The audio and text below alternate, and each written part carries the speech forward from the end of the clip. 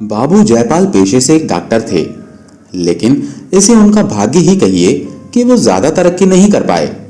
उनका घर एक संकरी सी गली में था, परंतु उनके दिल में खुली जगह में घर लेने का कभी विचार तक नहीं उठा। उनका औषधालय घर में ही था। औषधालय की अलमारियां, शीशियां और डॉक्टरी यंत्र आदि भी साफ सुथरे नहीं थे। कंजूसी के सिद्धांतों का वे अपनी घरेलू बातों में भी बहुत ही ध्यान रखते थे। उनका लड़का जवान हो गया था, पर अभी उसकी शिक्षा का प्रश्न नहीं आया था। सोचते थे कि इतने दिनों तक किताबों में सर मार करके मैंने कौन सी बड़ी संपत्ति पाली जो इसको पढ़ाने लिखाने में हजारों रुपयों को बर्बाद करूं। उनकी पत्नी का नाम प्रीति था।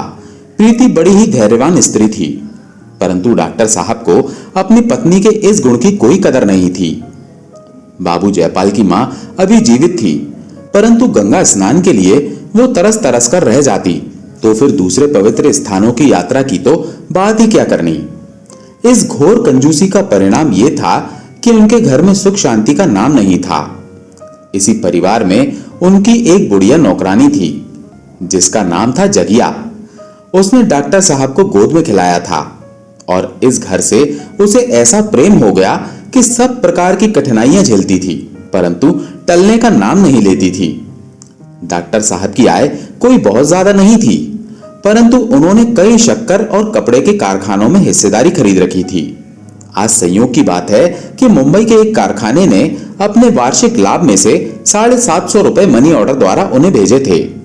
डॉक्टर साहब ने मनी ऑर्डर लिया, नोट गिने और डाकिये को विदा किया। डॉक्टर साहब डाकिये को प्रसन्न रखा करते थे। डॉक्टर साहब ने रुपए गिनकर एक थैली में रख दिए और सोच ही रहे थे कि चलो इन्हें बैंक में जमा करवाऊं, कि तभी एक रोगी का बुलावा आ गया। ऐसे मौके अक्सर ही आ जाया करते थे। यद्यपि डॉक्टर साहब को अपने बक्से पर बहुत भरोसा नहीं था, परंतु विवश होकर उन्होंने वो थैली अपने बक्से में रखी और रोगी को देखने के लिए चले गए। वहां से लौटे तो 3 बज चुके थे। बैंक बंद हो चुका था। आज रुपए किसी भी तरह से जमा नहीं हो सकते थे। प्रतिदिन की भांति वो घर में ही बने हुए अपने औषधालय में जाकर बैठ गए। रात के 8 बजे जब वो घर के भीतर जाने लगे तो थैली को घर ले जाने के लिए बक्से से निकाला। थैली कुछ हल्की जान पड़ती थी। उनके होश उड़ गए। उन्हें विश्वास नहीं हुआ। थैली खोलकर रुपए गिने तो पूरे 500 रुपए कम निकले। बक्से के दूसरे खानों को टटोला, परंतु सब बेकार। निराश होकर कुर्सी पर बैठ गए और सोचने लगे कि मैंने रुपए कहीं अलग तो नहीं रखे, डाकिये ने रुपए कम तो नहीं दिए, मैंने गिनने में कोई गलती तो नहीं की। मैंने एक एक गड्डी गिन गिन कर थैली में रखी थी। सब मुझे ठीक से याद है। बक्से का ताला भी बंद था, किंतु ओह, अब समझ में आया, चाबी मेज पर ही छोड़ दी थी। बस यही हुआ, चाबी जेब में डालने की याद नहीं रही। परंतु पैसा कौन ले गया? बाहर दरवाजे बंद थे। घर में धरे रुपए तो कोई छूता नहीं। आज तक कभी ऐसा मौका नहीं आया। अवश्य ये किसी बाहरी आदमी का काम है। सोचने लगे कि अब क्या करूं? पुलिस को खबर दूं, लेकिन बैठे बैठाए उलझन मोल लेनी पड़ेगी। मोहल्ले भर के आदमियों की दरवाजे पर भीड़ लग जाएगी। 10-15 आदमियों को गाली खानी पड़ेगी, परंतु परिणाम कुछ भी नहीं निकलेगा। तो क्या धीरज धरकर बैठा रहूं? कैसे धीरज रखूं? ये कोई हराम की कौड़ी होती तो समझ लेता कि जैसे आई थी वैसे ही चली गई।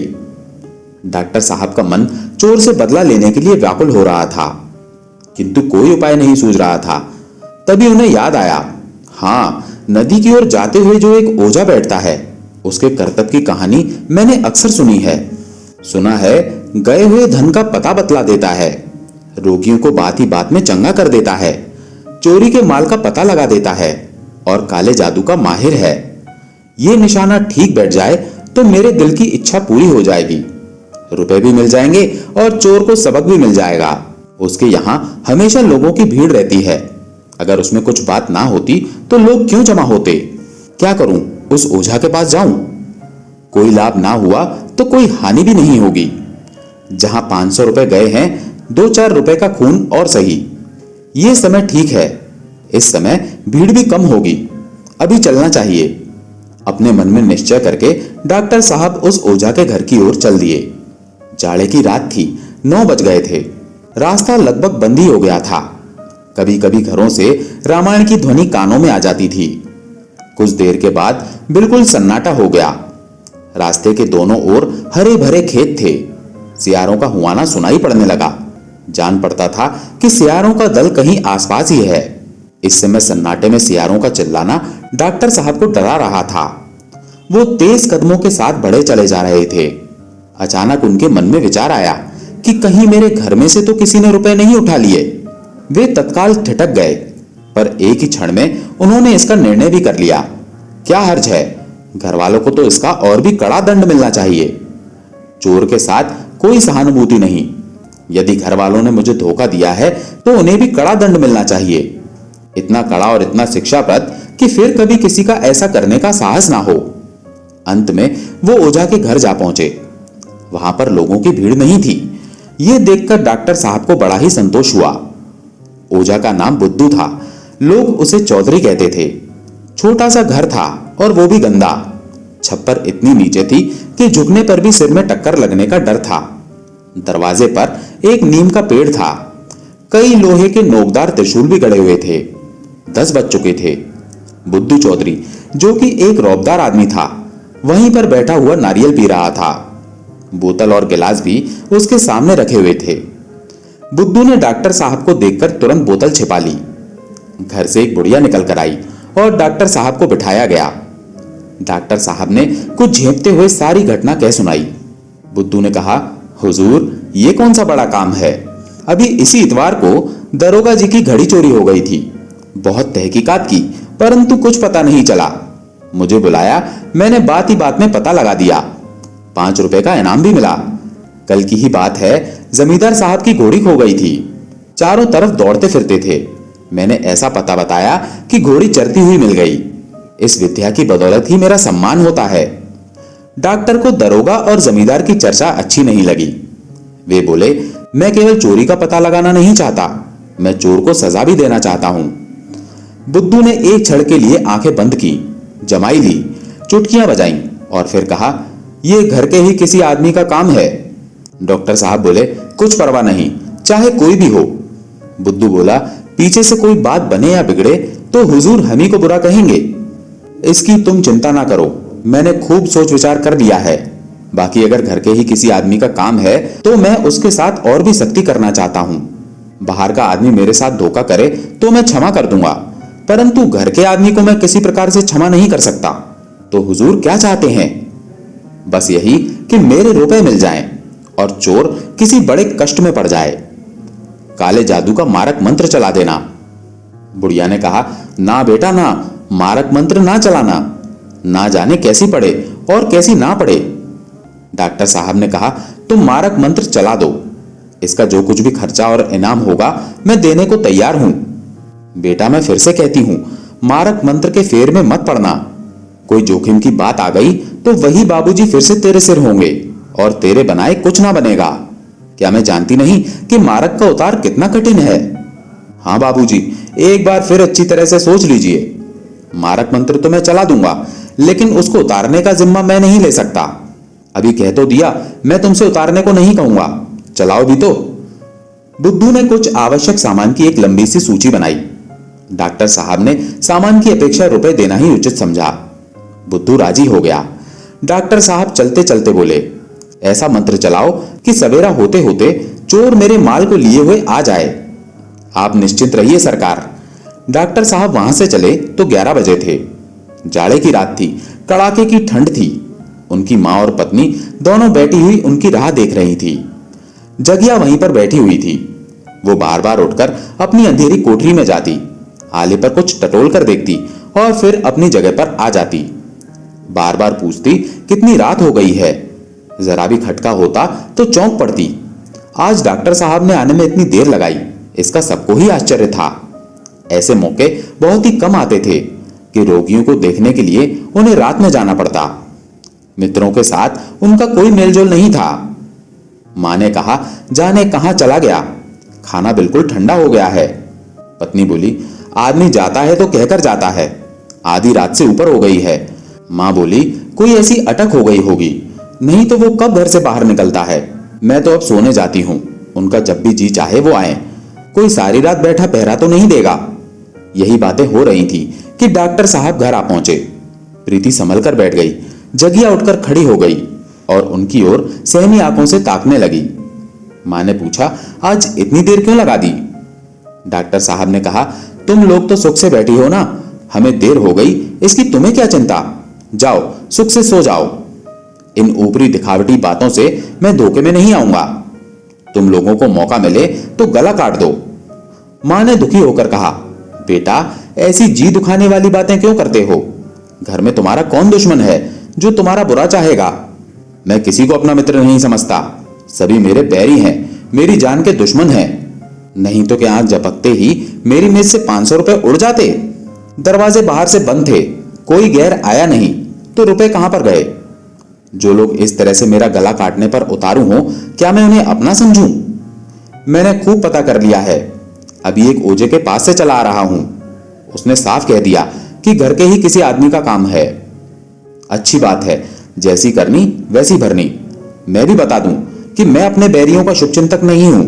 यदि बाहर का आदमी होता तो शायद मैं उसे जाने देता, परंतु जब घर के ही आदमी, जिनके लिए मैं दिन रात चक्की पीसता हूं, मेरे साथ ऐसा धोखा करें तो वो इसी योग्य हैं कि उनके साथ बिल्कुल भी रियायत न की जाए। देखना सवेरा होने तक चोर की क्या हालत होगी। मैंने ओझा को कहकर काले जादू का मारक मंत्र चलवा दिया है। मारक मंत्र चला और उधर चोर के प्राण संकट में पड़े। जगिया घबराकर बोली, भैया मारक मंत्र में तो जान का भी जोखिम होता है। चोर की यही सजा है। किस ओझे ने चलाया है? बुद्धू चौधरी ने। अरे राम राम, उसके मारक मंत्र की तो उतार भी नहीं है। डॉक्टर अपने कमरे में चले गए तो मां ने कहा, इतने रुपयों में तो मेरे सातों तीर्थ धाम हो जाते। प्रीति बोली, कंगन के लिए बरसों से झिकझिक कर रही हूं, अच्छा हुआ मेरी आह पड़ी होगी। रात का 1 बजा था। डॉक्टर बाबू भयानक स्वप्न देख रहे थे कि अचानक प्रीति ने आकर कहा, जरा जल्दी चलकर देखिए जगिया का क्या हाल हो रहा है। जान पड़ता है जीभ ऐंठ गई है, कुछ बोलती ही नहीं, आंखें पथरा गई हैं। डॉक्टर साहब चौंक कर उठ बैठे, तब बोले, क्या कहा? जगिया को क्या हो गया? प्रीति ने फिर से जगिया का हाल बताया। डॉक्टर के मुख पर हल्की सी मुस्कुराहट दौड़ गई। बोले, चोर पकड़ा गया, मारक मंत्र ने अपना काम कर दिया। और जो घर का ही कोई आदमी होता तो क्या उसकी जान ले लेते? तो उसकी भी यही दशा होती, सदा के लिए सीख जाता। 500 के पीछे प्राण ले लेते। 500 के लिए नहीं, आवश्यकता पड़े तो 5000 भी खर्च कर सकता हूं, केवल धोखे की सजा देने के लिए। बड़े निर्दयी हो आप। बातें करते हुए वो जगिया की कोठरी में गए। जगिया की हालत उससे भी कहीं अधिक खराब थी जो प्रीति ने बताई थी। उसके मुख पर मुर्दनी छाई हुई थी, हाथ पैर अकड़ गए थे, नाड़ी का पता न था। डॉक्टर साहब की मां उसे होश में लाने के लिए बार बार उसके मुंह पर पानी के छींटे दे रही थी। डॉक्टर ने जगिया की ये हालत देखी तो उनके होश उड़ गए। उन्हें अपने उपाय की सफलता पर प्रसन्न होना चाहिए था।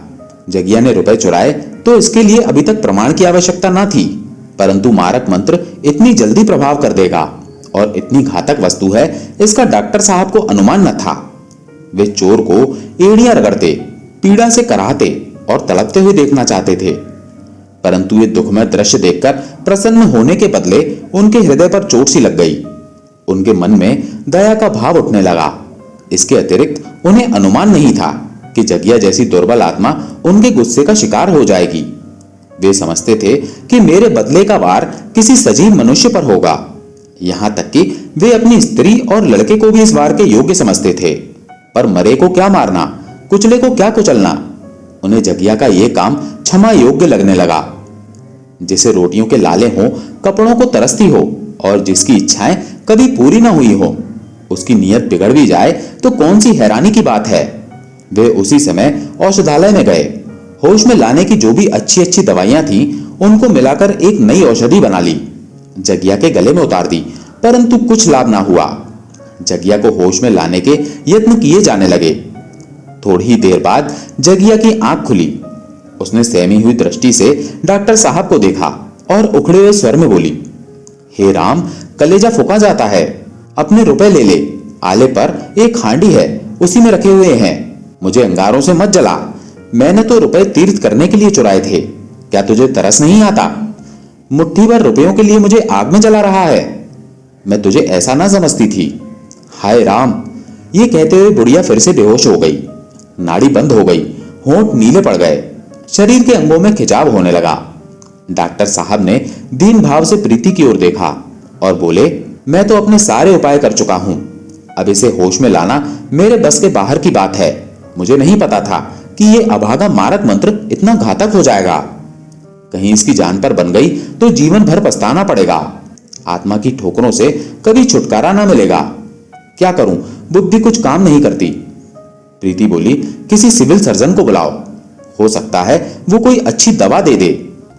डॉक्टर साहब बोले, सिविल सर्जन इससे अधिक और कुछ नहीं कर सकता जो मैं कर चुका हूं।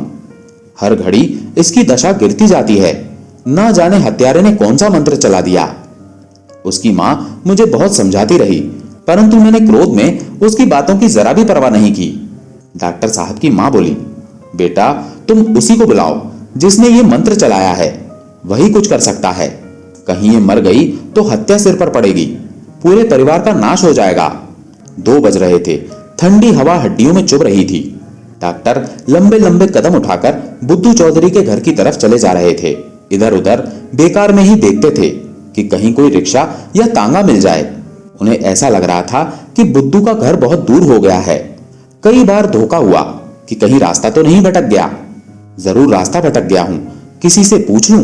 पता नहीं इस समय वो दुष्ट मिलेगा भी या नहीं। शराब पीकर मस्त पड़ा होगा। कई बार इधर उधर घूम जाने का विचार हुआ, परंतु अंत प्रेरणा ने सीधी राह से हटने ना दिया। फिर उन्हें बुद्धू का घर दिखाई दिया। डॉक्टर जयपाल की जान में जान आई। बुद्धू के दरवाजे पर जाकर जोर से कुंडी खटखटाई। भीतर से कुत्ते की आवाज सुनाई दी, परंतु आदमी का कोई शब्द सुनाई ना दिया। फिर से किवाड़ जोर जोर से खटखटाया। कुत्ता और भी तेज भौंकने लगा। बुढ़िया की नींद टूटी। बोली, ये कौन है जो इतनी रात गए किवाड़ तोड़ डालेगा? मैं हूं जो कुछ देर पहले तुम्हारे पास आया था। बुढ़िया ने आवाज पहचान ली, समझ गई कि डॉक्टर साहब उनके घर पर आए हैं और अवश्य कोई विपत्ति पड़ गई है, नहीं तो इतनी रात गए क्यों आते। मैंने खूब समझाया था पर तब ना माने। उठकर उसने लालटेन जलाई और बाहर निकल कर आई। डॉक्टर साहब ने पूछा, बुद्धू चौधरी सो रहे हैं, जरा उन्हें जगा दो। बुढ़िया बोली, ना बाबूजी, इस वक्त मैं ना जगाऊंगी, मुझे कच्चा ही खा जाएगा। रात को तो लाट साहब भी आवे तो नहीं उठता। डॉक्टर साहब ने थोड़े ही शब्दों में पूरी घटना कह सुनाई और बड़ी ही विनम्रता से कहा कि बुद्धू को जगा दें। इतने में बुद्धू अपने आप ही बाहर निकल आया और आंखें मलता हुआ बोला, कहिए बाबूजी, क्या हुक्म है? बुढ़िया ने चिढ़कर कहा, तेरी नींद आज कैसे खुल गई? मैं जगाने गई होती तो मारने को पड़ता। डॉक्टर बोले, मैंने सारा माजरा बुढ़िया से कह दिया है, इसी से पूछो। बुढ़िया बोली, कुछ नहीं, तूने काले जादू का मारक मंत्र चलाया था। रुपए इन्हीं के घर की मेहरी ने ही लिए हैं। डॉक्टर बोले, बेचारी मर जाएगी, कुछ ऐसा उपाय करो कि उसके प्राण बच जाएं। ये सुनकर बुद्धू बोला, ये तो आपने खूब सुनाई, मारक मंत्र को फेरना आसान नहीं। बुढ़िया भी बोली, बेटा जान का जोखिम है, क्या तू जानता नहीं, कहीं फेरने वाले पर ही उल्टा पड़े तो जान बचानी कठिन हो जाएगी। डॉक्टर बोले, अब उसकी जान तुम्हारे ही बचाए बचेगी, इतना तो धर्म करो। बुढ़िया बोली, दूसरे की जान की खातिर कौन अपनी जान आफत में डाले? तुम दिन रात यही काम करते हो, तुम्हें सब दांव पेच मालूम है, मार भी सकते हो और बचा भी सकते हो। मेरा तो इन बातों पर बिल्कुल भी विश्वास नहीं था, लेकिन तुम्हारा कमाल देखकर मैं दंग रह गया। तुम्हारे हाथों कितने ही आदमियों का भला हुआ होगा, उस गरीब बुढ़िया पर भी दया करो। बुद्धू कुछ पसीजा, परंतु उसकी मां मामलेदारी में उससे कहीं अधिक चतुर थी। डर गई कि कहीं बुद्धू नरम होकर मामला न बिगाड़ दे। उसने बुद्धू को बोलने का अवसर ही नहीं दिया। बोली, ये सब तो ठीक है, पर हमारे भी बाल बच्चे हैं, ना जाने कैसी आफत में हम पड़ जाएं। बुद्धू भी बोला, हाँ बाबूजी, काम बड़े जोखिम का है। डॉक्टर बोला, काम जोखिम का है तो मैं मुफ्त में नहीं करवाता। बुढ़िया बोली, आप देंगे तो 150 देंगे, और क्या, मारक मंत्र को फेरना, सांप के बिल में हाथ डालना है, आग में कूदना है। तो माता जी, मैं तुमसे बाहर तो हूं नहीं, जो कुछ तुम्हारी मर्जी हो वो कह दो, मुझे तो बस उस गरीब की जान बचानी है। यहां बातों में देर हो रही है, वहां मालूम नहीं उसका क्या हाल होता होगा। बुढ़िया बोली, देर तो आप कर रहे हैं, आप बात पक्की कीजिए तो ये आपके साथ चला जाएगा। डॉक्टर साहब को एक एक क्षण एक एक वर्ष जान पड़ता था। वो बुद्धू को इस समय अपने साथ ले जाना चाहते थे कि कहीं बुढ़िया का दम ना निकल जाए। उस समय उनकी आंखों में रुपए का कोई मूल्य नहीं था, केवल यही चिंता थी कि जगिया मौत के मुंह से निकल जाए। वे बोले, तुम ही बतला दो। बुढ़िया बोली, अच्छा तो 500 रुपए दे दीजिए, इससे काम बन जाएगा। बुद्धू ने मां की ओर आश्चर्य से देखा और डॉक्टर साहब निराश होकर बोले, इतना तो मेरे बूते से बाहर है, जान पड़ता है कि उसके भाग्य में मरना ही लिखा है। बुढ़िया बोली, तो फिर जाने दीजिए, जाओ बुद्धू, जाकर सो जाओ। डॉक्टर बोले, माता इतनी निर्दयी मत बनो, आदमी ही आदमी के काम आता है। तभी बुद्धू बोला, नहीं बाबूजी, मैं हर तरह से आपका काम करने को तैयार हूं, अगर कुछ कम भी देंगे तो मैं चलूंगा। बुढ़िया बोली, तू जाके सोता क्यों नहीं? इन्हें रुपए प्यारे हैं तो क्या तुझे अपनी जान प्यारी नहीं है? डॉक्टर साहब ने कुछ संकोच करते हुए 250 रुपए कहे। बुद्धू राजी हो गया, मामला तय हो गया। डॉक्टर साहब उसे अपने साथ लेकर घर की ओर चल दिए। ऐसी आत्मिक प्रसन्नता उन्हें कभी नहीं मिली थी। वे दोनों घर की ओर चल दिए। डॉक्टर साहब बुद्धू से बार बार तेज चलने को कहते थे। घर पहुंचे तो जगिया को बिल्कुल मरने के निकट पाया। जान पड़ता था यही सांस उसकी अंतिम सांस है। उसकी मां और पत्नी दोनों आंसुओं से भरी हुई निराश बैठी थी।